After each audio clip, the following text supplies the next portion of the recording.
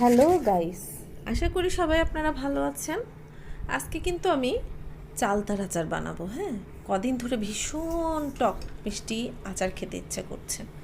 তো প্রথমে সরিষার তেল দিয়ে দিলাম পরিমাণ মতো, খুব বেশি তেলেতে লাগবে না, আর খুব বেশি মশলারও দেওয়ার প্রয়োজন নেই।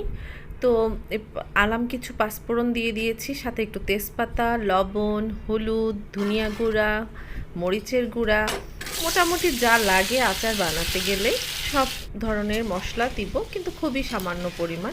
এটা ছাড়া বাটা মশলা কিন্তু আমি কিছুই দেইনি বলতে গেলে।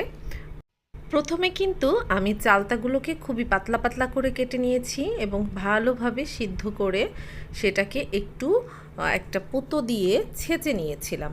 হ্যাঁ, যাতে এর ভিতরে মশলাগুলো খুব ভালোভাবে ঢুকে, কারণ চালতাটা কিন্তু একটু শক্ত হয়ে থাকে। আর এই চালতাটা একদম গাছ পাকা চালতা ছিল, এত সুন্দর ফ্লেভারফুল ছিল যে, আর এত সুন্দর মানে তাড়াতাড়ি, খুব তাড়াতাড়ি সিদ্ধ হয়ে গেছে। তো এর সাথে কিন্তু আমি চিনি এবং গুড় দুইটাই দিয়েছি। চিনিটা মিষ্টি এবং কালার সৌন্দর্য আনার জন্য গুড়টা দিয়েছি, এবং ওর সাথে তেঁতুল আর শুকনো মরিচকে ছোট ছোট করে কেটে আমি এটাকে একটু টক করার জন্য অ্যাড করেছি।